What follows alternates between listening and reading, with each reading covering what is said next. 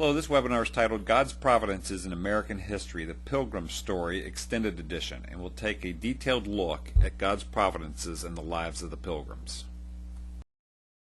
This particular web seminar is called God's Providences and Guidance of the Pilgrim Settlers of America, and it's designed for listeners that are both within the United States to recapture a sense of God's providences in history, but also international listeners might also benefit from hearing how a group of Christians pursued God and had remarkable things happen.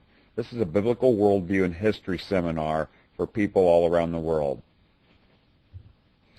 Since this is a longer web seminar, let me give you a preview of the things that we'll cover during our time together. We will take a look at how the Pilgrims were persecuted for their faith, that they were actually a congregation of Christians that felt a calling of God on their lives to start something new. They saw God's providences everywhere. They established a covenant form of government that eventually became the foundation stone for which other colonial governments and the United States government was founded. They treated Indians humanely. They had 50 years of cooperation and peace with Indians. They established the principles of biblical stewardship. They endured incredible hardship. They cared for their enemies when they were sick. And then lastly, they had a vision. They were just stepping stones for future generations. Much of what I'll be sharing today comes from historical records, and particularly a record called Of Plymouth Plantation. It's the original diary of the governor of the Plymouth colony in the Americas, and his name was Governor William Bradford. This book, in updated English, can be ordered at visionforum.org, and I commend it to you as a very excellent 40-year history of the Pilgrims as they set sail on an adventure leaving England to go to Holland and then eventually to the new colony in America. It covers 42 years, 12 years prior to their voyage, the voyage itself, 30 years of colonial life. And the amazing thing about this book is this book even has some providences associated with it. It was God's providence in restoring this book, which was a 400-year-old manuscript, to the people of the United States. You see, the history of this book was originally maintained by Governor Bradford. It was his personal diary.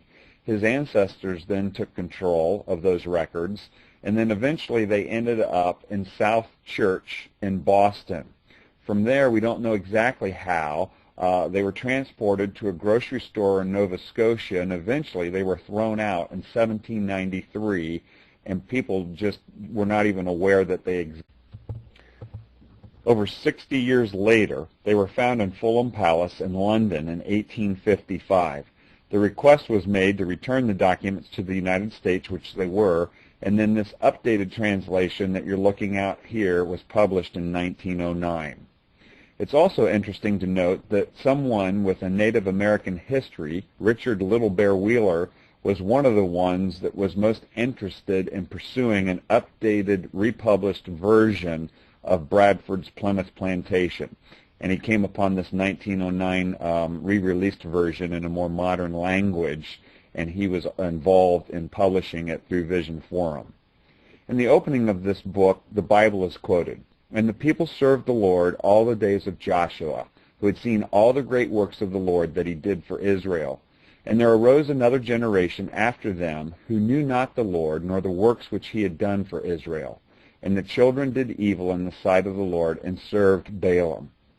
And it's important that this Bible passage was noted on the front end of this book, because the point of this book is when a people loses their heritage, and when a people loses the awareness that God was involved in the founding of their country or in their people group, the people are set adrift and they'll do what's right in their own eyes instead of pursuing God.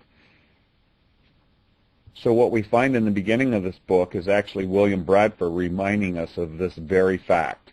And he says this, "Thus out of small beginnings greater things have grown by his hand who made all things out of nothing, and gives beginning to all things that are. And as one small candle may light 1,000, so the light enkindled here has shone to many, yea, in a sense our whole nation. Let the glorious name of Jehovah have all the praise." And so Bradford's main intention in even recording this manuscript and diary of the Plymouth colony was to remind future generations of what God had done on the behalf of this people group. Well, where did it all start? Well, there was a period of time called the Reformation now as we look back on it, where Christian leaders John Knox, John Calvin, and Martin Luther were calling the church of the day back to a biblical understanding of following Scripture and precisely following what Scripture instructs and not following church traditions or the traditions of man. This created a whole movement called the Protestant Reformation, and it was culminated or amplified on October 31st, 1517, on Reformation Day, when Martin Luther nailed 95 theses, that is, 95 points of dialogue, that were needed with the established church of the day in order that the church might get back to following the Scriptures and what the Bible teaches. This Reformation started a spiritual movement that was not popular among church leadership or national leadership on that day. And so both the Reformation began to spread, and so did persecution as it followed. And for almost a 100-year period from 1517 to 1609, individuals that were trying to follow the Bible and follow God according to their own conscience and to what the Bible said faced greater and greater persecution. We need to realize, too, that the Pilgrims were well-respected members of society. Also, a couple of terms to help define us on our trip that we're taking. Puritans were individuals that desired to see the church purified. They didn't want to separate from the church. They wanted to work within for change. Separatists was the opposite group. They felt like that groups of Christians needed to leave the church because the church was already too corrupt. And then the people we're specifically talking about assumed the name Pilgrims as it was applied to them, and those were the ones that went forth to look for new lands to practice their religious freedom. This group of people, the Pilgrims, were actually a part of two church congregations that lived in northern England. Persecution had become such that they felt they needed to go to Holland, where they knew religious freedom existed. It was called the Low Countries, but it was a couple of days ship travel to get to it. All the ports were closed against these Pilgrims, and so they had to arrange special arrangements to be picked up along the shore. And there was a couple of challenges they faced, even as they were trying to leave England and go to Holland. The first challenge came about when a British captain picked them up, got them all on board, and then revealed his plan that he was going to return them to England and turn them over to the authorities, which he did. He also confiscated all their goods, and so in essence, their first attempt to get to Holland, they were robbed of their goods, they were turned over to the authorities and imprisoned. Well, they didn't use an English ship again. They made arrangements with a Dutch captain that owned his own ship that had been proven to be reliable in other matters, and so this Dutch captain came, and they began to board the men first so that they could help the women and children on the ship, and the captain spied through his eyeglass the British Army and local citizenry coming out to capture them and to capture the Pilgrims that were still on shore. The captain got scared. He weighed anchor and sailed off, leaving men, women, and a lot of women and children, and a few men left behind on shore. These men were eventually imprisoned, and the women and children were turned over to the police, and we'll catch up with their story in a little bit. Suffices to say, this escape from England to Holland had many challenges, and this was said of the particular mode of getting away from England and the effect that it had on those that were watching the Pilgrims and their sufferings. The public afflictions they endured for their faith made their cause famous and led many to inquire in it, and their Christian behavior left a deep impression on the minds of many. Some few shrank from these first conflicts, and no wonder, but many more came forward with fresh courage and animated the rest. And so those that came forward even gave more energy to those that were pursuing these goals of religious freedom. There's a Bible passage that speaks to this steadfastness. Rejoice always, pray without ceasing, and everything give thanks, for this is God's will for you in Christ Jesus. And this is what the Pilgrims were doing at that time. Well, the men were on the ship to Holland, And lo and behold, a huge storm broke out on the way to Holland. The sun was not seen for 7 days or 7 nights. So horrific was this storm, all the citizens in Holland that knew that this ship was back on its way to port felt like it had been destroyed, and all aboard it were perished. But after a long and violent trip, 7 of days which were under high seas and heavy storms, they returned to the Dutch port in 14 days, and many, many people gathered at the port, astonished that the ship had persevered and come through the storm. So the men that were originally on the ship arrived in Holland. The women and children later joined them. What happened back in England with the women and children that had been left is because they had sold everything, their houses, their goods, all their possessions, to go on this quest, this pilgrimage to Holland. They had no homes to return to. And so they were passed from police district to police district for several weeks, even into months, and eventually the magistrates said that they did not have any way to care for these people. They knew if they imprisoned them, the local citizenship would create an uprising, so they sent them ahead with their voyage paid to join their husbands in Holland. Quite a serendipitous turn of events. In Holland, the Pilgrims had religious freedom there. It was literally a church congregation that left northern England, pastored by a pastor named John Robinson, that now established itself as a church in Leyden, Holland. And more individuals seeking religious freedom joined them, and the church in Leyden, Holland began to grow. They lived there for 8 years. They were well respected. In fact, when they were getting ready to leave Holland on their quest to come to the New World, the local citizens begged them to stay because they were so respected and such hard workers in their community.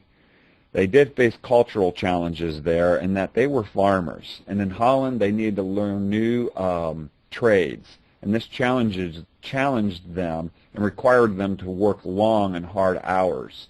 And as they were under this pressure, a bigger vision began to form in their mind. And this vision is articulated as 4 distinct principles. First, they had a vision that they might get to a place where they could provide for themselves but not suffer under the hard work conditions they were under. They noticed that the middle-aged adults and older adults were breaking down. Bodies were literally wearing out because the work was so hard. The same thing was happening to the children. Many of the children had to work hard hours to make it satisfying for the family financially, to have the things that they needed to survive. And then there was a general concern over the youth. Just as Amsterdam today would tend to be pretty tempting as far as the vices and things that would tempt youth, so it was even 400 years ago. And so the Pilgrims had a great concern for their youth. And so this developed a vision that they might depart from Holland and head to the New World to establish a colony with a separate form of government, with established religious freedom so they could worship God as they pleased, and they could establish their own form of government. And here's an artist rendering of the departure on the deck of the Mayflower. The Bible is held out, a translation from the Reformation called the Geneva Bible. The heads are pointing upward, looking for heaven's guidance. Other heads are pointed downward in solemn prayer and the realization that this journey is going to be one of faith. And with this picture as the backdrop, let me reveal the 4th and most important part of the vision that they saw. They saw themselves as stepping stones. They cherished a great hope and an inward zeal of laying good foundations, or at least making some way towards it for the propagation and advance of the gospel of the kingdom of Christ in the remote parts of the world, even though they should be but stepping stones to others to the performance of so great a work. And so they had a vision for coming to the New World to plant a colony that would help others come to know God through Jesus Christ. This was a big step, and many commented that this was going to be an impossible challenge. Here, quoting from William Bradford's Plymouth Plantation, more than a few, not among them, argued that such an undertaking was open to inconceivable perils and dangers. It was replied that all great and honorable actions are accompanied with great difficulties and must be both met and overcome with answerable courage. It was granted that the dangers were great, but not desperate. The difficulties were many, but not invincible. For many of the things feared might never befall them. Other problems, by provident care and the use of good means, might in great measure be prevented. And all of them, through the help of God, by fortitude and patience, might either be borne or overcome. True it was that such attempts were not to be undertaken without good ground and reason, rashly or lightly, or as many had done, for curiosity or gain. But their condition was not ordinary. Their ends were good and honorable, their calling lawful and urgent. Therefore they might expect the blessings of God on their proceedings. Yea, though they should lose their lives in this action, yet might they have the comfort of knowing that their endeavor was worthy. You know, I can't recall many other places in American history or in some of the places that our country has faced great challenges where the concept of courage and fortitude and forbearance is more eloquently stated. And these Pilgrim voyagers were highly inspiring. As I mentioned before, this literally was a church congregation that was going to send forth 102 of its members to plant this colony initially. They were not among the poor. They were not some mishmash of misfit toys, but they were people of means, people that had a vision, and people that were literally going forth from a church congregation to plant this colony. As such, their pastor wrote them a letter for their day of departure. He needed to remain in Holland to pastor the congregation, but hoped to join them in the future months and years. The main ideas in the letter that are articulated are these: that the Pilgrims needed to maintain their daily relationship with God, that they need to get along with their fellow believers, that they need to get along with others outside of their fellowship, those that were not believers or a part of their congregation. They needed to not act selfishly, and they needed to choose godly leaders. And in this 3-page letter, particularly John Robinson mentions the idea of not taking up an offense. And I felt like this additional concept is one worth making a more detailed noting of here. He said this: "Carefully provide for peace with all men so far as it lies within you. We must be watchful that we ourselves neither give nor easily take offense. Persons ready to take offense either lack the charity which should cover offenses or the wisdom to consider human frailty. In my own experience, I have found few who are quicker to give offense than those who easily take it." And the point he's making here is he finds that so many people take up an offense that they far outnumber the people that are actually offensive. And so the thing that really needs to be worked on is being charitable to others and not letting ourselves take up an offense or become bitter when we feel like we're not getting treated fairly. Those that have nourished this touchy behavior have never proved sound and profitable members of society. The plans for your civil community will furnish continual occasion for offense, and it will be as fuel to the fire unless you diligently quench it with brotherly forbearance. And talk about the global culture today. In the global culture today, it seems like every individual has a right not to be offended. It seems like the complete opposite of John Robinson's admonition here, that we shouldn't take up offenses and we should forbear with those that are different than us. And so how worthy this advice is to us even today. So here we are, from England to Holland to the New World. They departed September 6th. They arrived in the New World November 11th. A 9-week journey.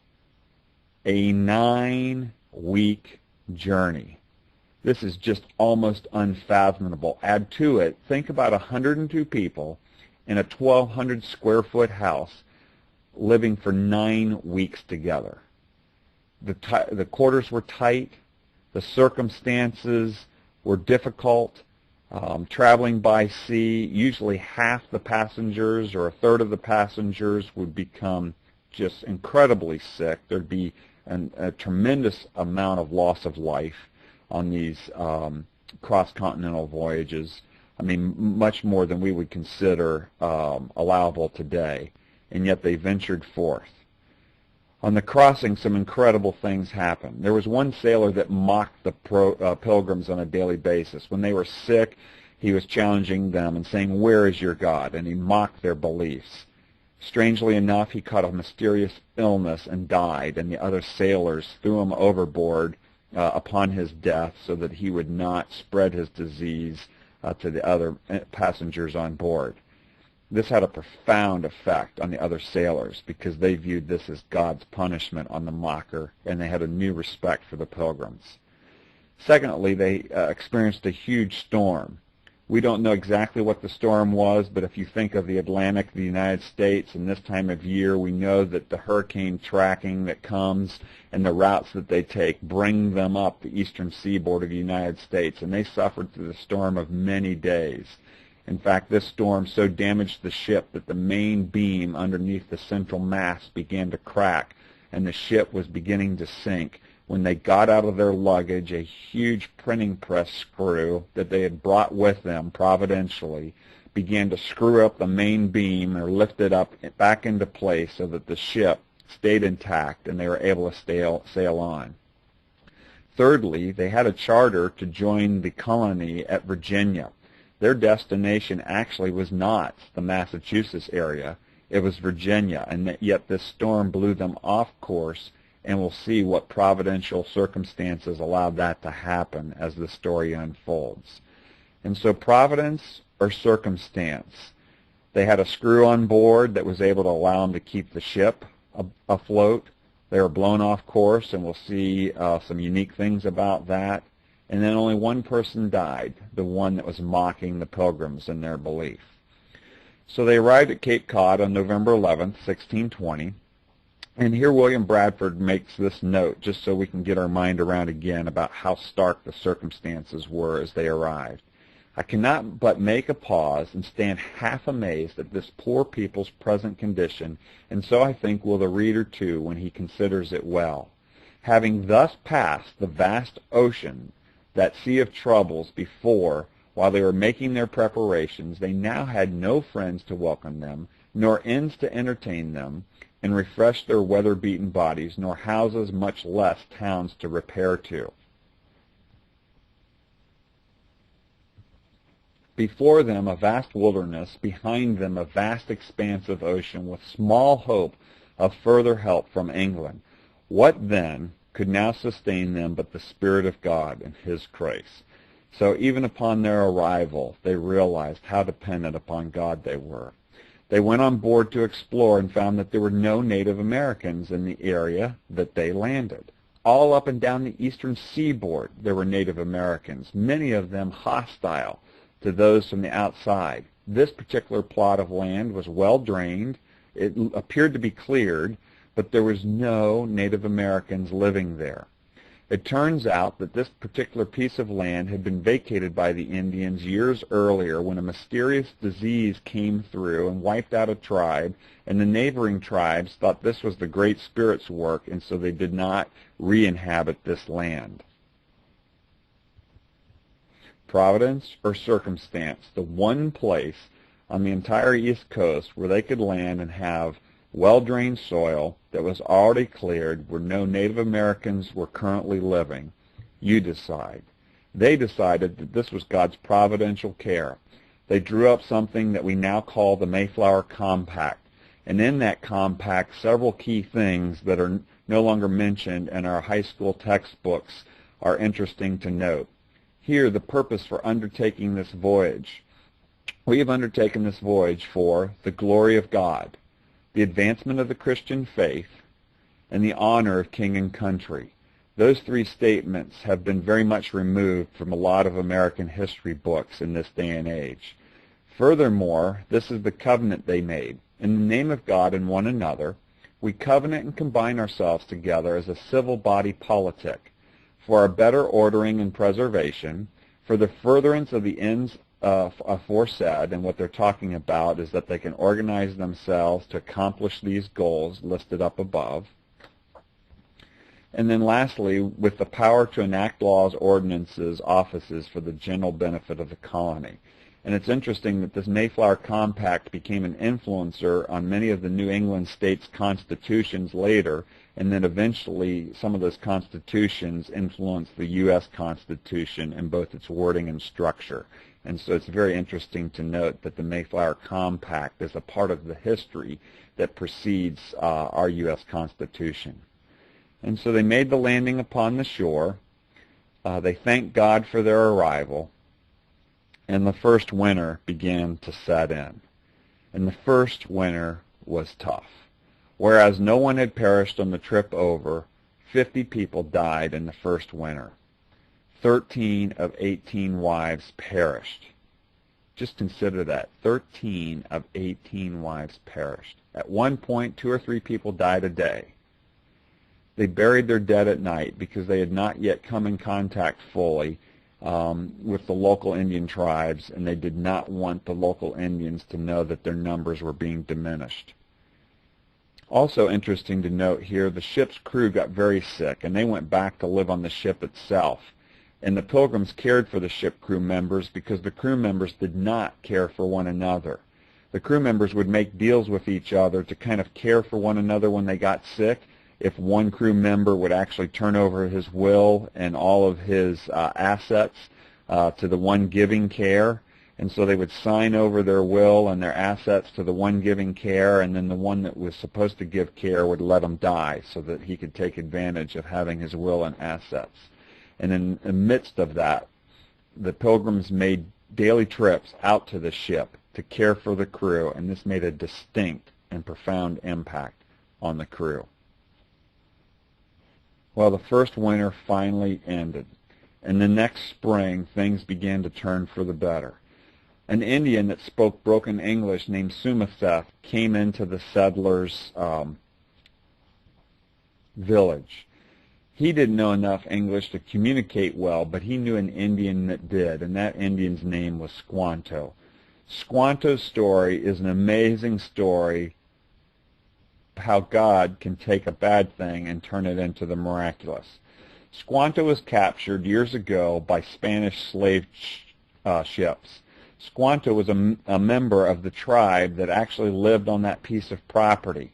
Squanto's removal by the slave-trading Spanish captain actually kept Squanto alive while the rest of his tribe perished, the very tribe that caught the mysterious disease and died. Squanto was taken back to Spain. He lived there for a short period of time, escaped, came to England. In England, he was cared for there, and he was taught the English language, but also taught the Christian faith. Sometime after that, an English captain needed somebody familiar with the new American coast to be able to come and help them explore, and so he hired Squanto to take him back to the American coast, and then Squanto eventually found himself living back in the Americas and in the area where the Pilgrims had landed, but living with a neighboring tribe. And so Sumaseth went and got Squanto, brought Squanto in their midst, and they were able to talk and dialogue to the benefit of both. Squanto introduced them to corn, introduced them to the concepts of how to plant corn in the United States.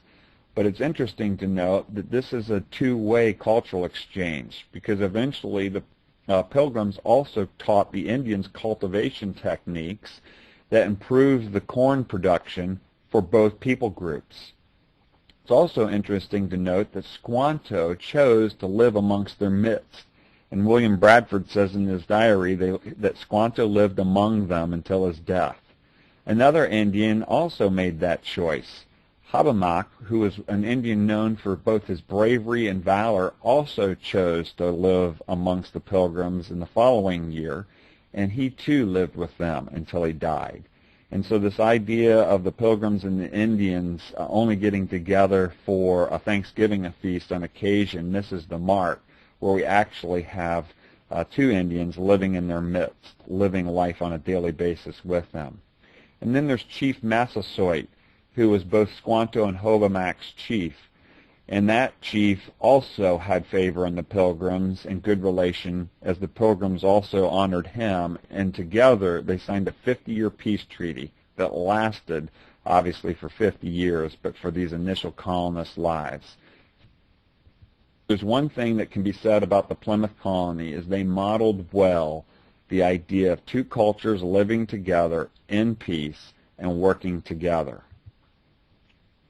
So all of this happening, Squanto's mysterious capture, journey, training in English and the Christian faith, only to be brought back so he could intersect his life with the colonists' lives, Hobbemack choosing to live amongst them, 50-year peace treaty, providence, or circumstance. So the fall of 1621 comes along. In October of that year, a feast was had, a feast of both Thanksgiving and also of sharing what was raised in that first year. Massasoit and 90 braves came with both venison and turkey. They did not know it at the time, but in November, 35 newcomers came, and they came without provision. And so as they went into the second year of winter together, they had no provisions to care for these newcomers, and the daily ration in the middle of the winter became 5 kernels of corn. It was also during this winter that the colonists decided they needed to approach the raising of crops maybe in a new way. They had been doing their crop planting in the first year communally, where everyone worked and then everybody could take what they needed out of what the community had put together. They decided to move to a stewardship model, though, that more reflected the biblical beliefs they had, and so they said this in William Bradford's book as he wrote this. So they began to consider how to raise more corn and to obtain a better crop than they had done, so that they might not continue to endure the misery of want. At length, and after much debate, the governor, with the advice of the chief among them, allowed each man to plant corn for his own household, and to trust to themselves for that, and all other things to go on in the general way as before, and this was very successful. So, this is really interesting because 400 years ago in the United States, communism was tried in the communal raising of corn.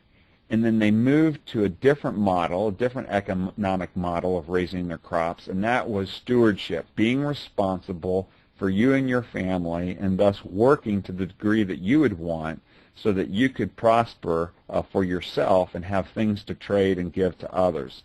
And overall, this raised greatly the overall amount of corn that was able to be raised, but it was also dependent upon the work that was willing to be done by each individual family as they provided for themselves.